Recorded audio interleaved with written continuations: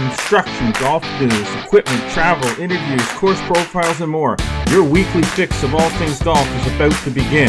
It's the Flagstick Podcast with your hosts, Jeff Potter and Scott McLeod. All right, well, welcome to the Flagstick Podcast, episode 49, one before 50, presented by Adidas. Adidas introduces the Ultimate 365 Tour Heat apparel and ZG23 vent footwear to help golfers handle the heat this season. The collection features a mix of silhouettes for men and women made with heat-ready and no-show technology to keep golfers cool and dry so they can perform their best. Both CG23 vent and Ultimate 365 Tour apparel are available on adidas.ca, the Adidas app, and selected retailers worldwide. Well, it is me, Jeff Potter, and he is back in the saddle. Yep. Scott McLeod, back from PEI. How are you, bud? Oh, I'm doing great.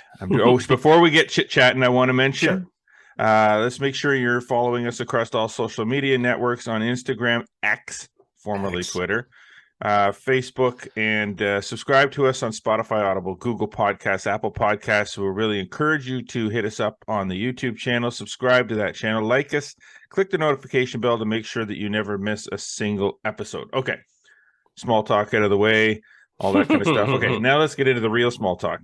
Yeah. Scotty Mac, back from Prince Edward Island. A little late, but still back. Yes, so. Yes. Yeah, well, you need to watch where you're driving, I guess. That would be the thing. Well, I'll tell you what. As you know from your visit to Prince Edward Island, there are still a number of back roads and things that are red dirt roads. And let's just say I was trying to avoid construction on the last day when we were getting ready to leave the island.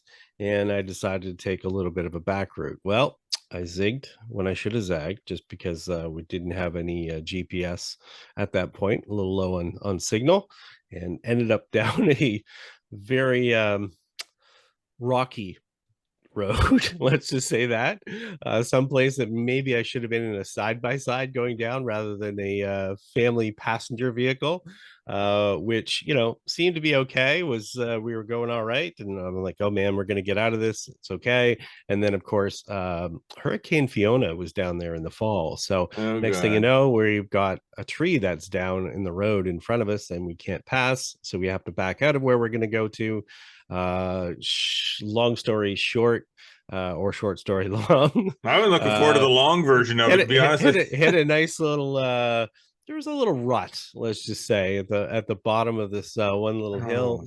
Got back up to speed after that. After we got out of there, something seemed to be wrong with the tire. Thought, have I got a flat? Whatever the case may be, maybe I just threw it out of alignment. In the end, it turned out to be this. Yeah, it's a rock. That is a huge sandstone rock that was stuck inside the rim of our spokes of our and it was tire, throwing the balance out. Threw the balance out, and next thing you know, it felt like who knows what was happening. But yes, it led to about a day of debacle. Eventually got it sorted, had some great people down there on the island, helped us out, got us out of there and home safe and sound just the night before last. So yeah, crazy. Well, there's how you extended vacation, finish off a family vacation. Yeah, exactly. I'm sure that the after all of that, the drive home was a good one. 15 hours driving in the rain, it was perfect. Well, I'm glad to see that you're all safe and sound and back here. That's all that matters. Because that's all that matters. Not doing the show this week just would have been terrible. Well, the show was going to happen no matter what. Yeah, so. That's true. Side of the road, laptop plugged into the cigarette lighter.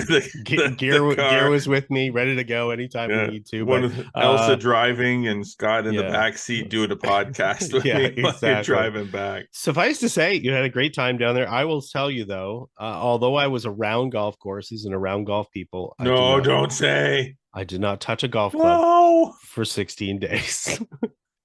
Oh, now someone which is just stuck a insane. now someone just stuck a rock in my Oh, tire. look, I gave lots of people Oh, advice on where to play. There was lots of friends that were down on the island. I did drop by, which if people followed our social media, I dropped by, as I said I would, on the Tuesday night when I got there, to Belvedere Golf Club, the oldest club in Charlottetown. Connected up with Sam McPhail, the executive director of Golf PEI, and Ben King. And they were finishing a golf marathon, 63 holes, 7 golf courses, 9 holes each. Got to hang out with them for 9 holes. Follow it on social, post some stuff about it, get to chat with those guys, some of their PR media team. It was fun. So, and while I was down there, yeah, you know what, I dropped by a couple of golf courses, Stanhope, Crowbush, just to see kind of what changes and things were down there at post Fiona. Definitely stark, lost a lot of trees, but I can tell you that, it did not deter these people from getting the golf courses back and ready to play and in great shape. And, while there's still a fair bit of damage on some of the back trails and areas and stuff like that, life for the most part's back to normal. And while golf courses like Crowbush and Stanhope look a little bit different, the golfers are still there in swarms. there you go. And we'll catch up with Sam soon for an interview. Yes, Yeah. we will. Many conversations with Sam over the last week while you were down there. So got a lot of things planned with Golf PEI in the coming months and into next year. So we're looking forward to that. Yeah. Well, so also touch base with some friends in Nova Scotia, New Brunswick as well, also in the golf industry, back and forth. Obviously, kind of was down in the area because they were watching social media. Good to get updates from some of them on their courses and their facilities. And, I said it on social media yesterday. Big shout out to all the people that I had golf conversations with while I was down there. Totally impressed with how many people, go to the website, get the newsletter, in all parts of Canada, and just ended up in random golf conversations, all the time. Didn't matter where I was. It seemed to turn into a golf conversation, as it does. And was glad to see that some of those people, are part of our golf community. So shout out to them.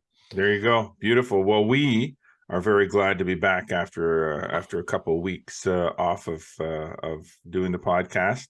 On the front nine, we're going to catch up on some of the Canadian golf news that we haven't talked about in the last little bit. We've obviously discussed some of Scott's exploits to Atlantic Canada. And on the back nine, we're going to get into some conversations about the AIG Women's Open, the FedEx Cup Playoffs, and of course the Ryder Cup is coming up. And there's still a lot of stuff surrounding the Ryder Cup that we want to talk about. So let's get right to the front nine, presented as always by our good friends at Metcalfe Golf Club. A natural setting, a pleasant challenge. Golf season is well underway. Memberships, probably not too many available there, but you can check that out. Join a league still. Definitely you want to purchase some of those game packs. Get ready to hit the first tee and save yourself some money in the process. Visit metcalfegolf.com to shop for those now.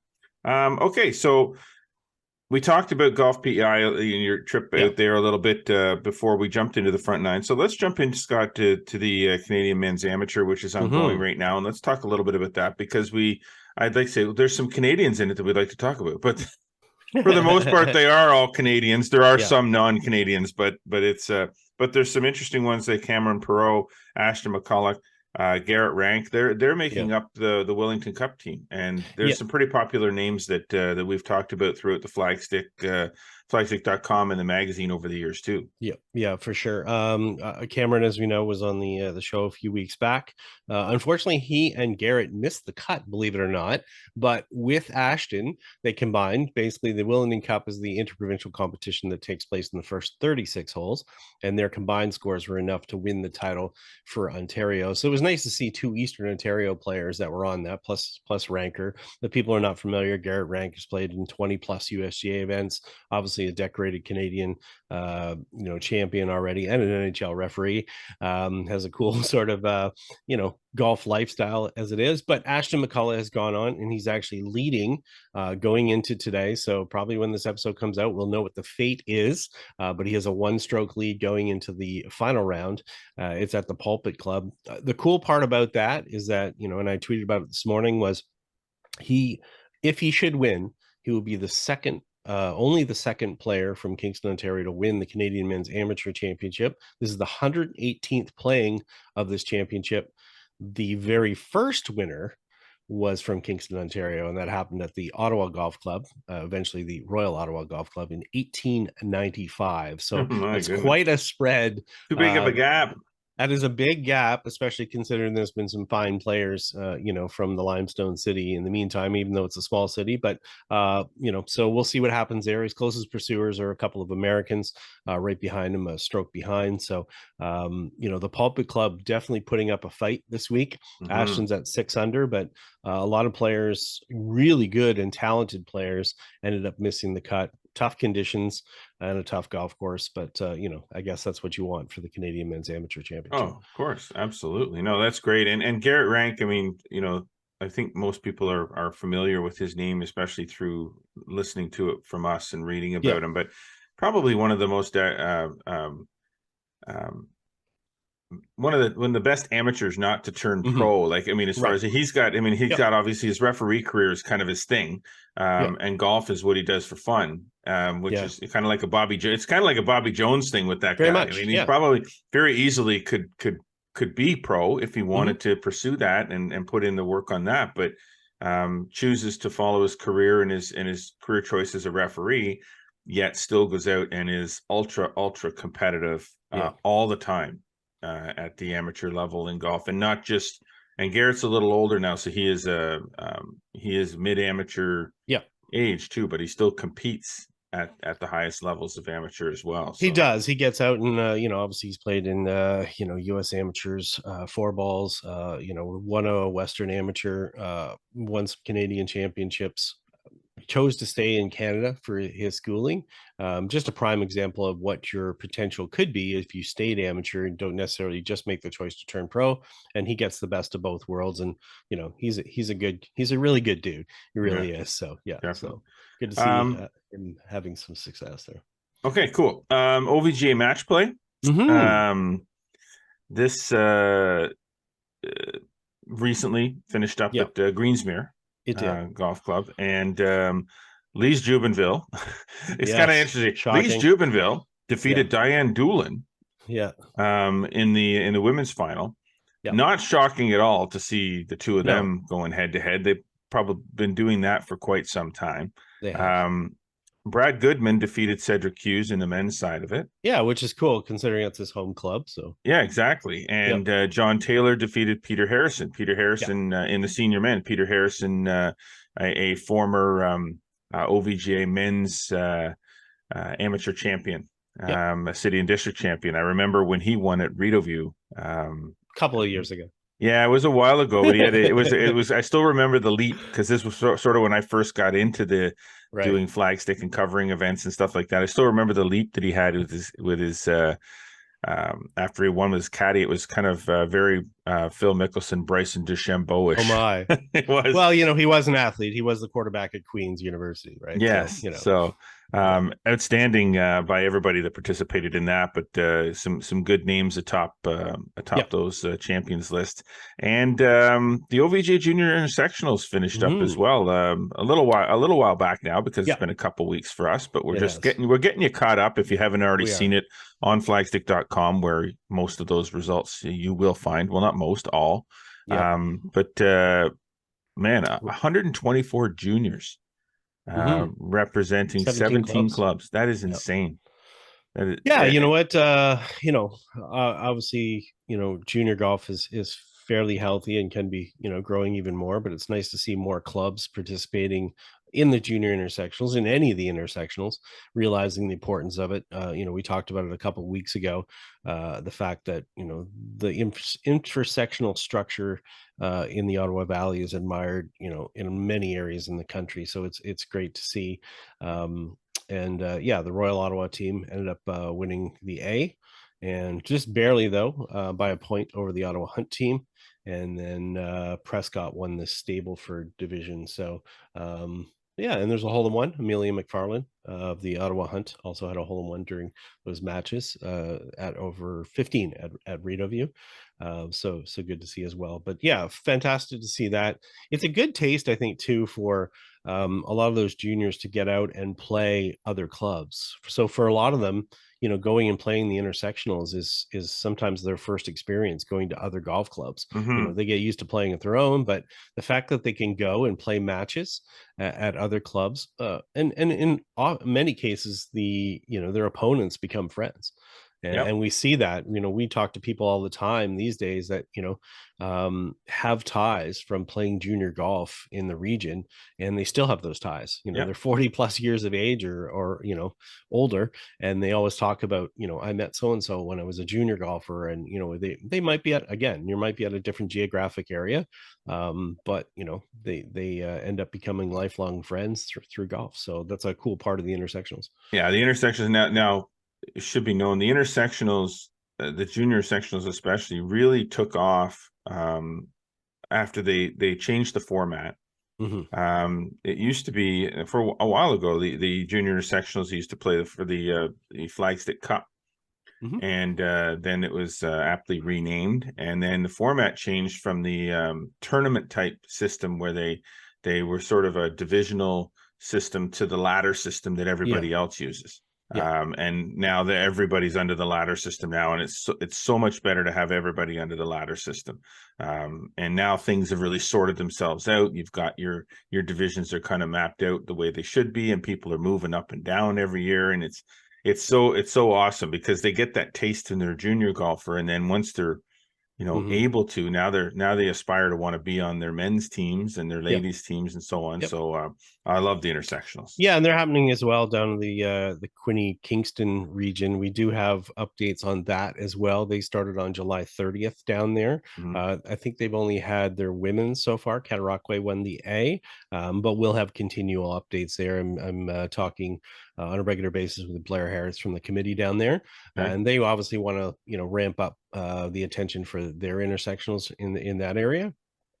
So we'll have results of that as well. So. Awesome.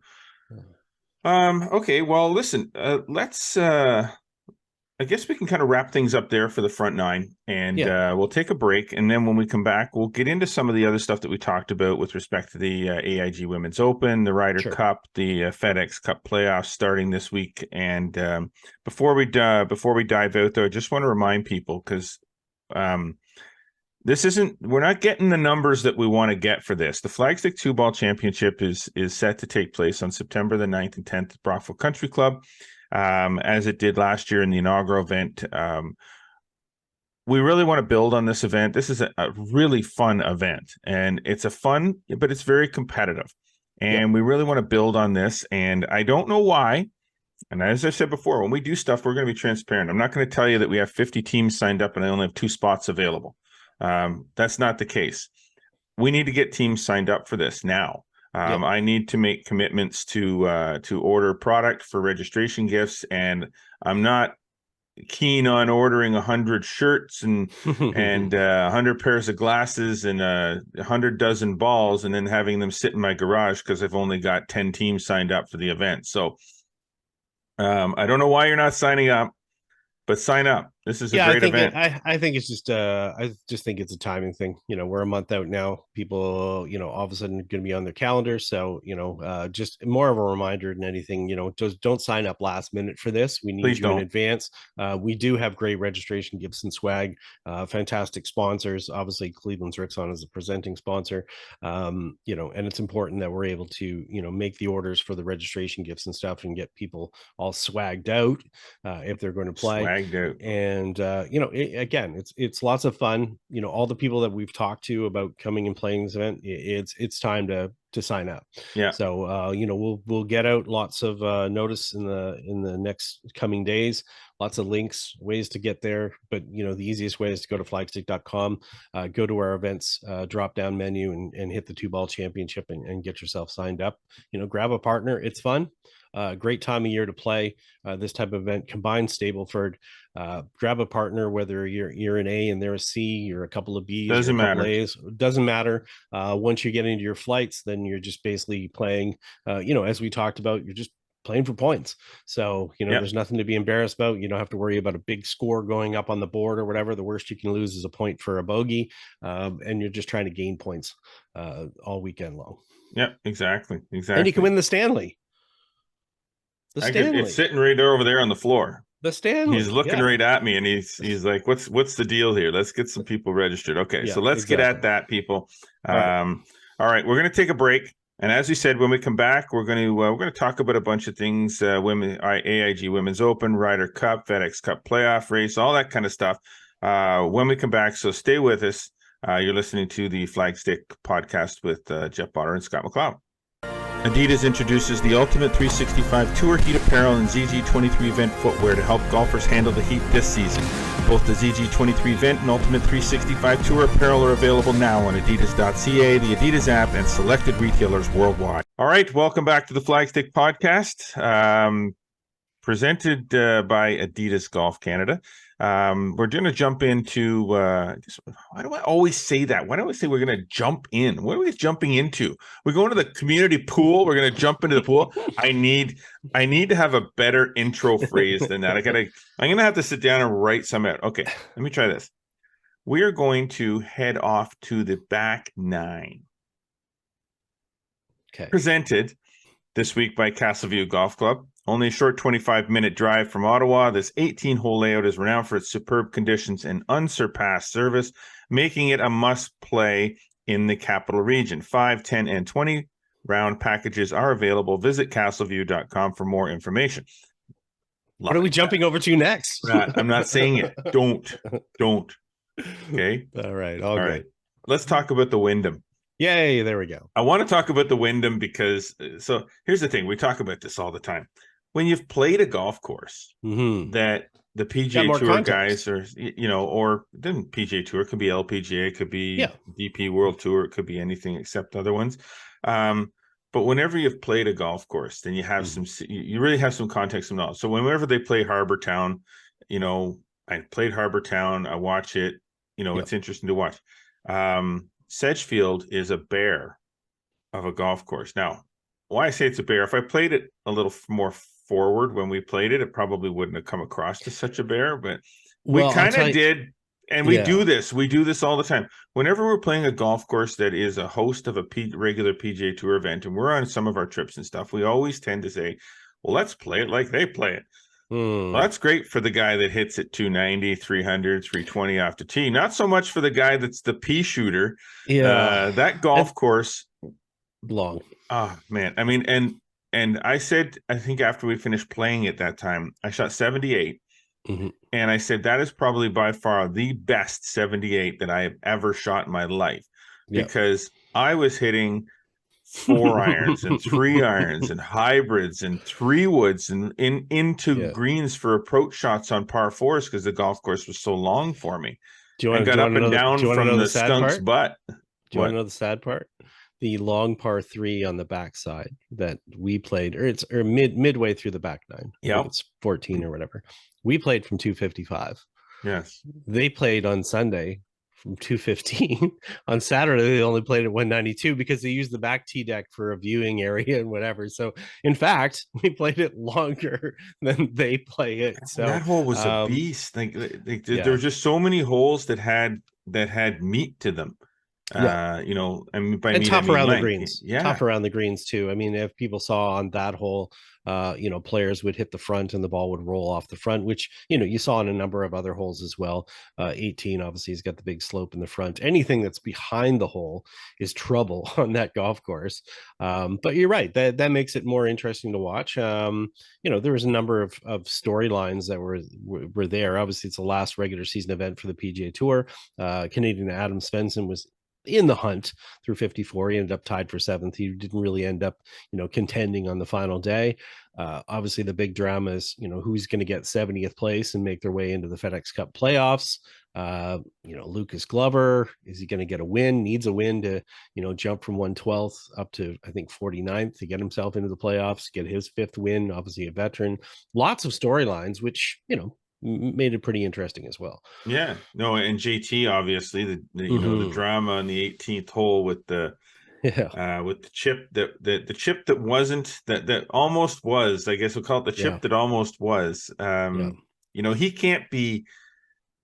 He can be disappointed that he didn't get into the top 70, obviously, based on the type of year that he had, but he can't Right. be terribly disappointed at the effort that he showed, the resolve that he showed for making it interesting, because he could have just not bothered playing this week.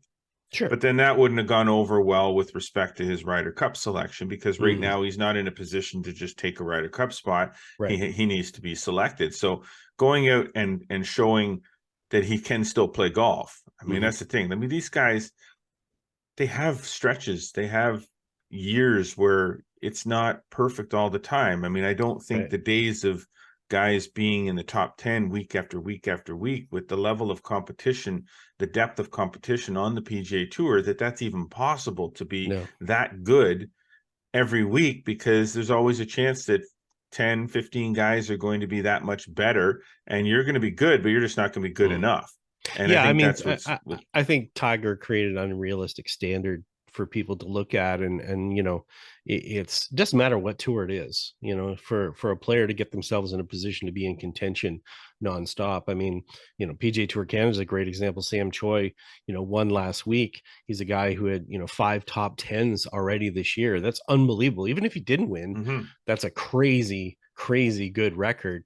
In most cases, you'll see players that have won, they'll end up missing cuts. They'll end up, Yep. it's up and down. I mean, it's such a fine line with that play. So, you're right as far as, trying to be there every week. It just doesn't happen. I mean, these No. players just can't make every single cut. That's why what Scotty Scheffler has done, has been ultra impressive. And the JT story is an interesting one, because obviously that leads us into Ryder Cup discussion Mhm. and picks and so forth. And that's where people were kind of looking at that, going, okay, this guy has been a killer in Ryder Cups and President's Cups for the US. He's been one of their strongest players, but he's obviously not showing form. So, where does that put, the captain, Zach Johnson, in these phone calls and discussions and talking to these players? Because, really on the other side of it, you have players that are playing well and they're playing on form. Mhm. But that said, they're also playing well and they're playing on form on the tour.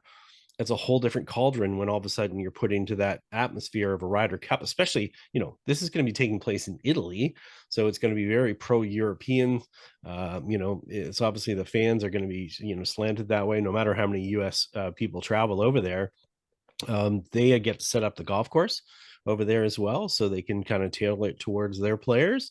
So do you want somebody with more experience like a JT, or do you just default to the players that have kind of earned their way in or closer to earning their way in? I don't know. I think for me, um, I'm hesitant to, if obviously if a rookie or someone who hasn't been there before, which I guess would be a rookie, Yeah. um, his is automatically in, then so be it. Yeah, you can't do anything about that. I mean, if Um, you look at a guy like Wyndham Clark, yeah, obviously won a US Open, one at Quail Hollow. He's locked for his spot. He's number 2. There's nothing you can do about that. He's earned his way. But when it comes to the picks, the 6 picks, that's where the discussions really begin, and that's where the hard part of being a captain comes. It's different than us in the Ping Challenge Cup. We're setting up matches for the PGA of Ottawa, or head pros versus assistant pros. yeah. But I mean, we're not picking the teams, and that's a whole different a whole different ball of wax when you all of a sudden have to make a phone call, especially to players that that are that could be friends, Yeah. that you're trying to be fair. And when you start to look at the list of, currently, we'll go with the US side, but if you look at those guys with, Homa, Young, Spieth, Bradley, Morikawa, Burns, there's your, bottom 6 right now. From a points perspective, it is done over 2 years. So JT's play, this year is not 100% representative of his ranking. He's actually 14th right now in the points. So, but who do you pull out of there? If And they that's the played thing. I well. mean, you got some. I mean, for me, I mean, I don't know where you stand on it, but I mean, they get what, 6? They get 6. So 6 are automatic. So for the US side, they take 6 from the points list and then 6 captain's picks. They have 6 captain's picks as well on the European side, but their initial 6 is done by a combination of the European and the world points list for them. But, it really comes down to the 6 picks. There really changes. Now, what about Koepka? Well, I think that's the thing. I think a lot of people have talked about Koepka being the only live player that's probably, has a shot based on, again, his experience, the fact that he won the PGA Championship, which you got to remember, the Ryder Cup is run by the PGA of America, yes, which also runs the PGA Championship. So that's almost an automatic. So, obviously where he's at is not relevant from a points list. You have to look at it as far as, okay, where would this player rank if they could get points? I think Koepka is a player that they are going to have to look at. But again, doesn't who gets the boot? He still has membership. Right. So he automatically qualifies. It's just a question of whether or not, and it's not. He's not automatically qualified. Well, sorry, he's fourth. Yeah, he's fourth on the list. So they're taking live guys. I assume, right? Like that decision has already been made that they're not keeping, as long as they have PGA America membership, which goes to the end of this year, right? For those players. So they have to take them. So they're eligible. Yeah, which I think is right. I mean, there's debate about this whole live and PGA Tour thing, and should they be on the Ryder Cup team? And here's the thing: 100%. They should be on the Ryder Cup team, because this is not a PGA Tour thing. This is a PGA of America thing. This is a U.S. team thing. Well, that becomes the difference on the other side, though, where it's run by the European Tour. So that's a different. So they're trying to balance it out on both sides. Yeah. If one's not going to allow it, then the other. But yeah, I mean, in the end, they have to. It's up to the captains really to make sure that they have the best players there possible. So as you said, Koepka, he's fourth in points, so he's going to be in for sure. But do you go any deeper than that? I don't think you do. Whether they think Taylor Gooch and his 3 wins at Live Golf mean anything or not, or no. Bryson shooting 58, 61, no big deal or whatever. But really, when it comes down to the heart of it, we're talking about JT and Ricky, who are 13th and 14th in the points. I would have Ricky Fowler on that team 100%. And why do you say that? I say that because Ricky Fowler, the resurgence of his game this year, the consistent, because his points to where he is in 13th position this year, his points would have been amassed more over the last year than the previous year, because last year he was not at the level that he's at now. I'd have to dig back and see So he's played 4 Ryder Cups. He doesn't have a good Ryder Cup record. I know that. He's played 15 matches. He's only gained 5.5 points.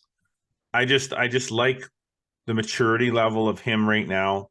I think he is which is an extremely popular player amongst the U.S. fan base, even though it's being played over in Europe. But I would say, when you say popularity, I think that's an important word, because you got to remember, as a captain, one of your things you're dealing with is chemistry, within the teams, and you've got to be able. Who's not going to want to play with Ricky Fowler? Right, exactly, and you've got a case here where you've got, you've got most of your matches are not singles matches; they are pairs. Yeah, whatever format they be. So you've got to have players that are malleable that you can put with other players.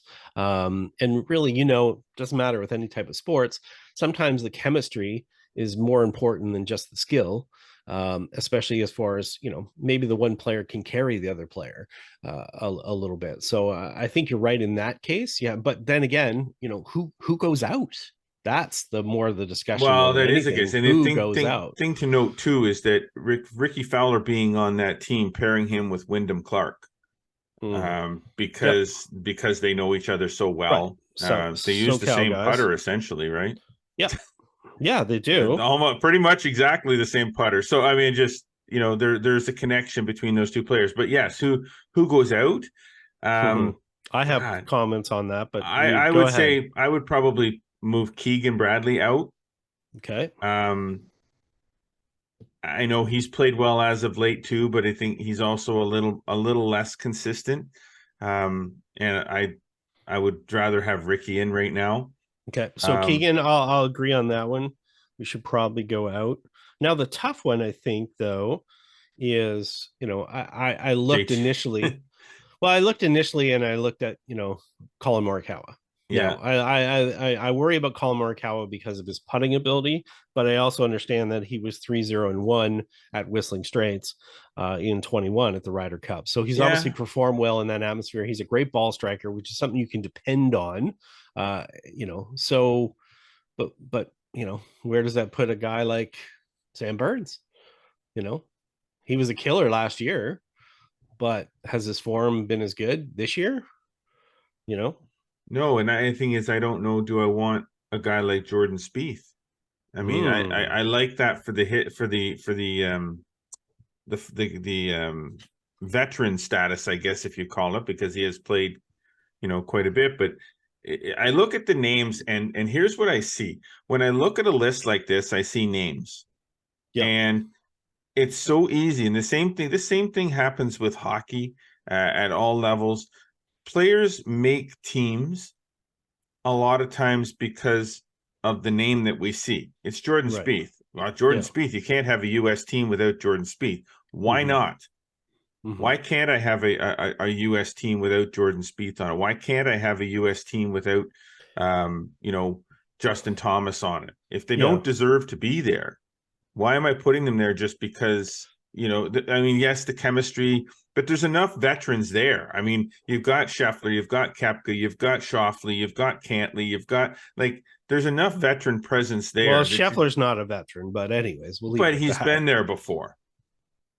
Whether it's at President's Cup teams or Ryder Cup teams, he's been in that atmosphere before. He's won majors. So there's when I say veterans, I just mean guys that have been there consistently, been at the top for a while. It's not like a Wyndham Clark or a Brian Harman. You got to remember, Scheffler would be a rookie.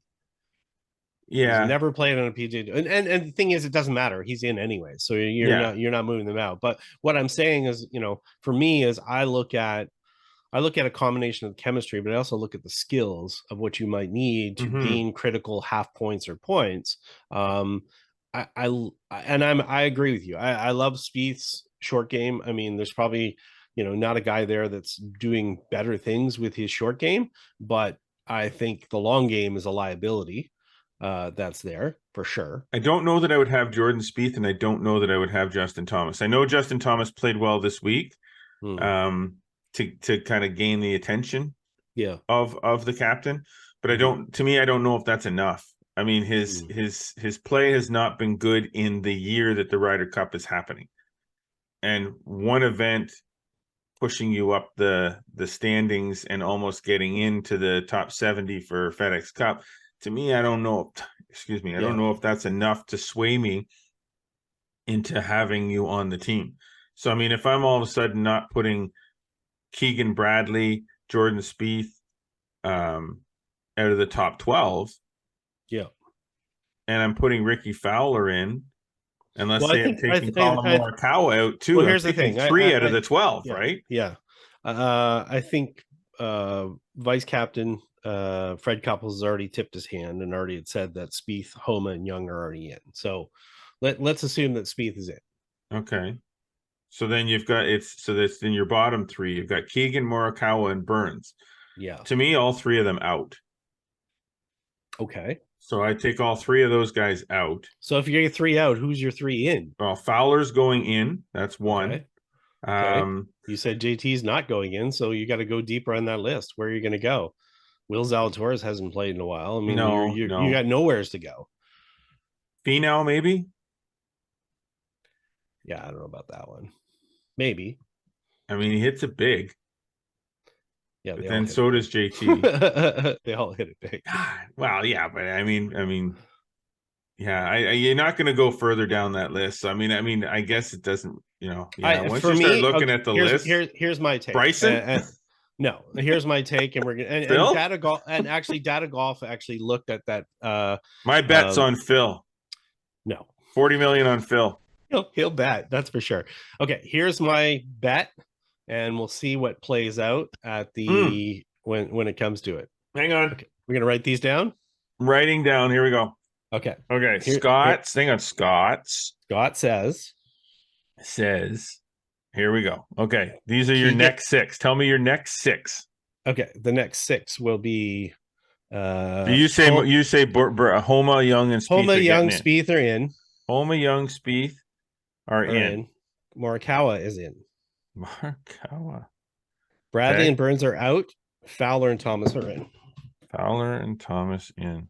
So basically, they're the outsiders going in. Okay. Jeff says Homa, Young, and Spieth, and I'm only saying that because you just told me that Fred Couples kind of tipped the hand. Yeah. Are in. I am going to say Fowler and Thomas are in. And I think Thomas is only going in because it's a been there before. It's Justin Thomas. How can he not be on the team? He's a sympathy pick to me. So that's exactly what I said. Okay. But who's going out? Morikawa's out. And I'm going to say. You said Bradley's out. And Bradley's out. I'm going to say Burns is in. Okay. So you're saying Bradley... Same thing, only I'm saying that Burns is in instead of Morikawa. All right. We'll see how that plays out. And I only say that because I think if you look at the last number of events leading into this last selection time frame, that Burns has been the better player than Morikawa.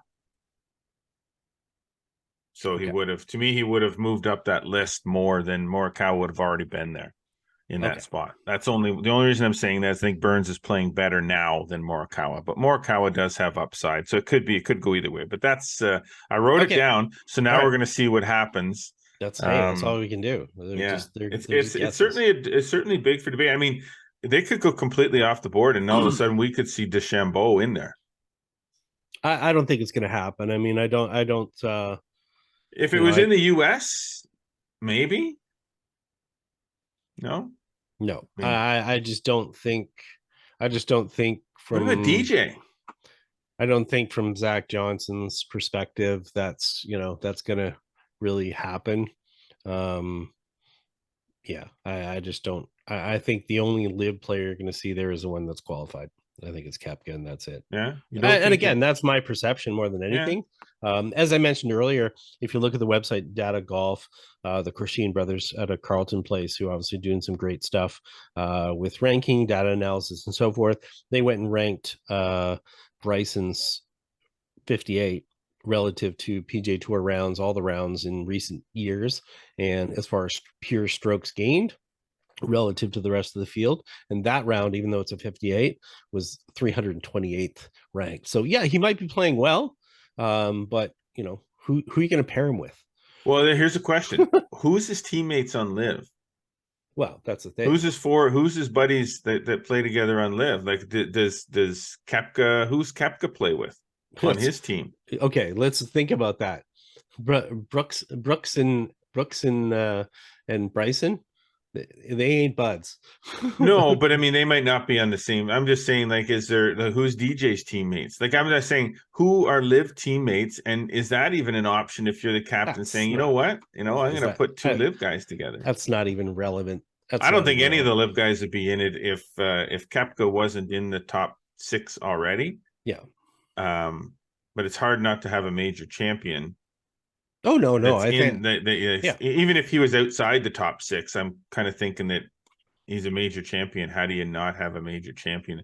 I'd be interested to see what the European team does. We're talking about the U.S. team, but what about the European team? That's a whole other ball of wax that is too complicated to get into. You could then be on a, especially since they use that combination of the world list and the European list. So you end up with a odd top 6, and then you start to go down from there. I mean, it just gets crazy for them. I mean, the Rorys, the Roms, the McIntyres are in already, but I mean, then you're all of a sudden dipping into Yannick Paul and Adrian Moronk and Tommy Fleetwood, Victor Perez, the Hogards, Rasmus, Shane Lowry, Tyrrell Hatton, Jordan Smith. Do you even know who Jordan Smith is in there too? He's number 12. Fitzpatrick's not even in the points right now as far as the top 12. So, again, it's going to be a bigger test for Luke Donald to figure that out. more than anything. Oh, sorry, Given, Fitzpatrick sixth. Sorry, yeah, I so given apologize. that, Mm-hmm. how do you think this thing playing out?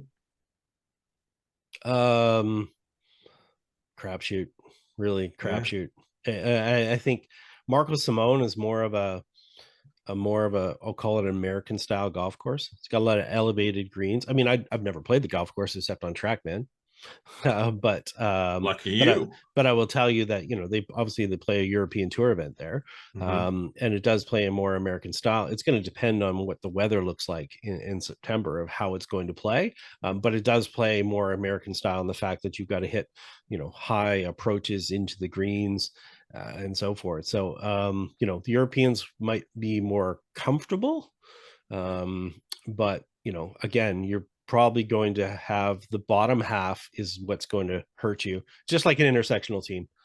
It's not your top players. Your top players No. will always tend to deliver and get you some points and whatever. It's always the fill outs, which it's harder for Europe to fill out that team than the US.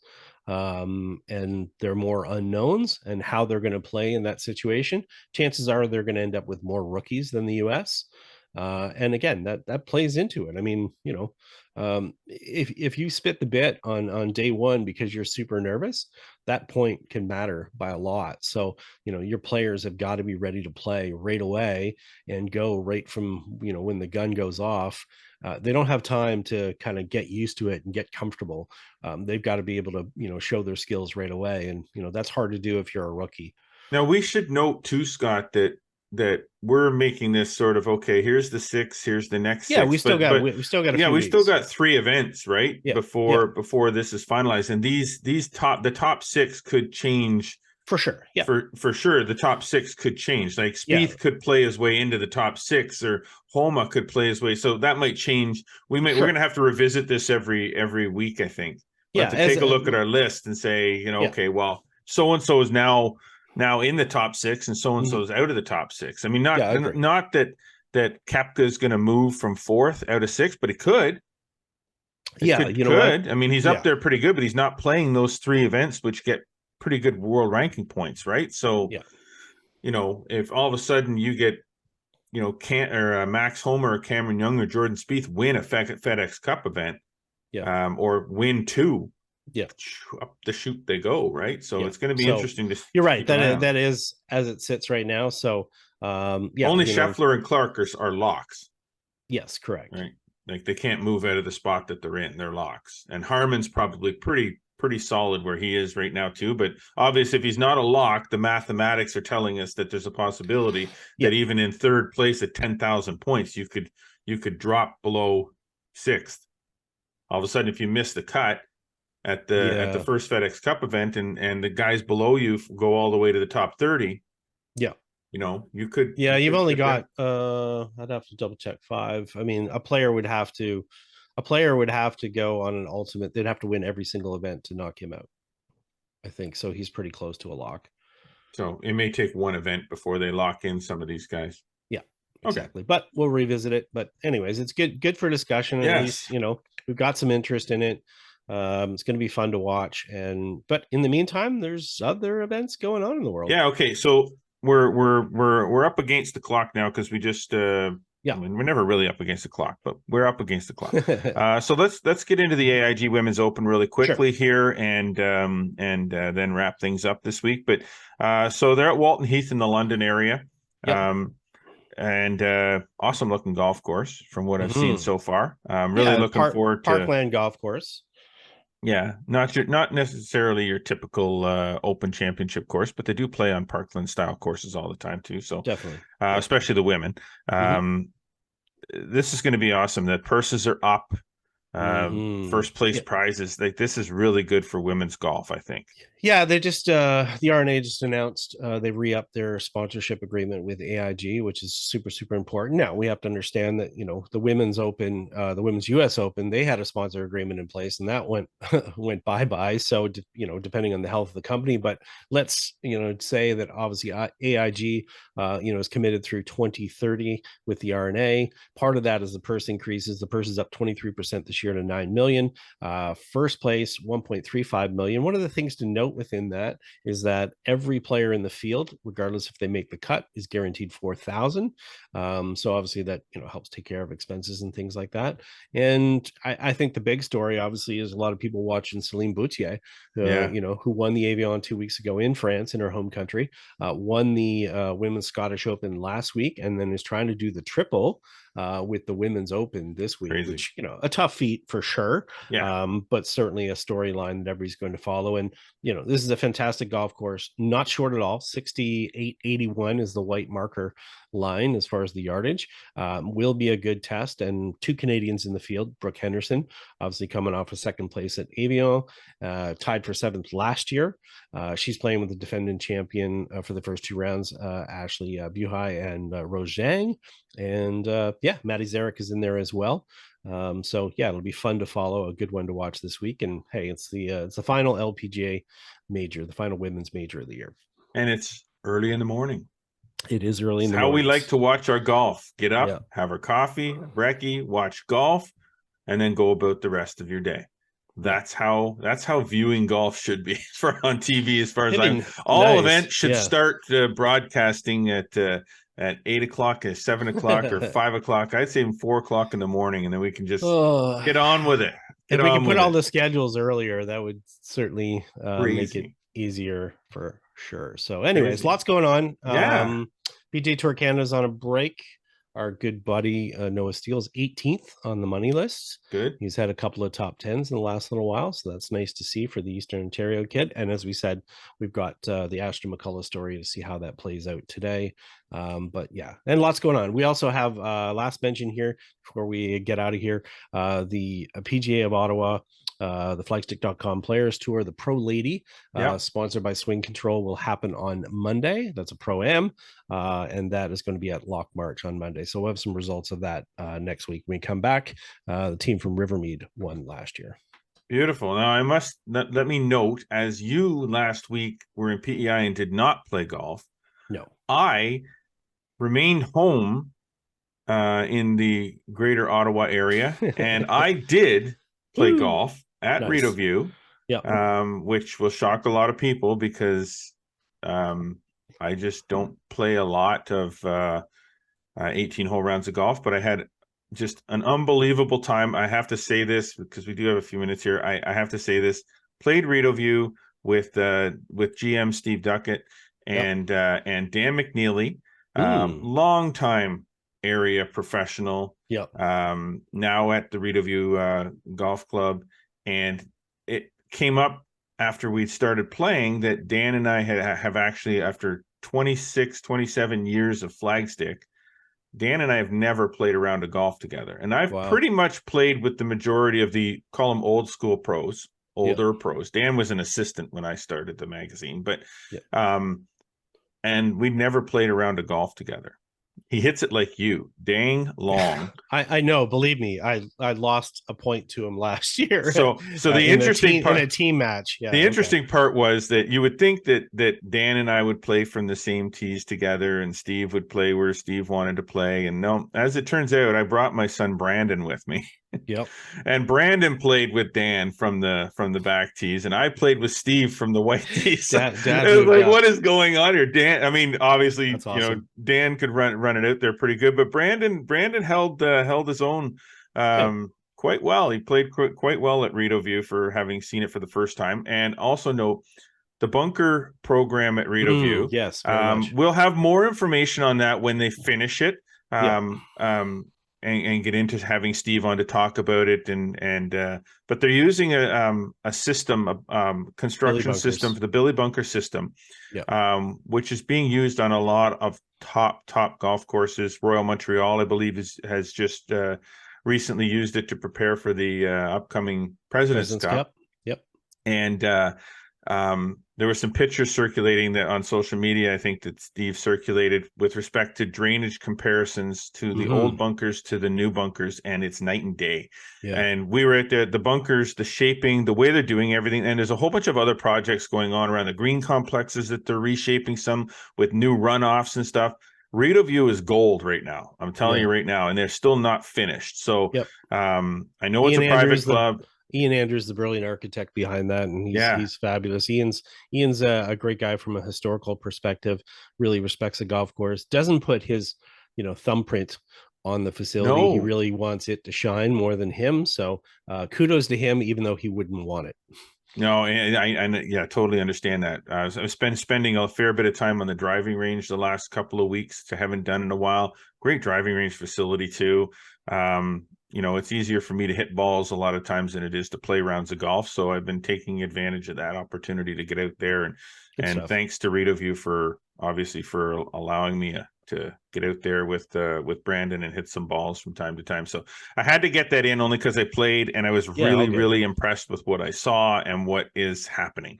I'm sure there's other golf courses throughout the entire region that have a lot of things going on, and it's up to you to make sure that we know about them so that on this podcast we can talk about you as well, and obviously we can pop out and see what you're doing. So inform us. Yes. Okay. That's a wrap for us after a couple weeks off. It's good to get a good show in. Lots of chit chat, which is awesome and expected. Number 50 next. I know it's going to be fun. We'll see what we got in store for you next week. But thank you to our sponsors, Metcalf Golf Club, Castleview Golf Club, and our presenting sponsor this week, Adidas, introducing Ultimate 365 Tour Heat Apparel and ZG23 Event Footwear to help golfers handle the heat this season. The collection features a mix of silhouettes for men and women with heat-ready and no-show technology to keep golfers cool and dry so they can perform at their very, very best. Both ZG23 Vent and Ultimate 365 Tour Apparel are available now on adidas.ca, the Adidas app, and selected retailers worldwide. Hopefully you're enjoying hearing us again and watching. Be sure to follow us across all the social media networks, Instagram, X, formerly Twitter, Facebook, and subscribe on Spotify, Audible, Google Podcasts, Apple Podcasts, and do not forget to subscribe to our YouTube channel. Like us and click the notification bell to make sure that you never miss a single episode ever. I do want to say we're going to do the draw for the contest now that Scott's back. We'll do that draw. We'll make that announcement on next week's show, and we'll maybe introduce a new contest at the same time, given that it is the 50th episode of Flagstick Podcast next week. So thank you, everybody, for listening. Appreciate it. I am Jeff Botter. I'm Scott McLeod. Always remember, go for the stick.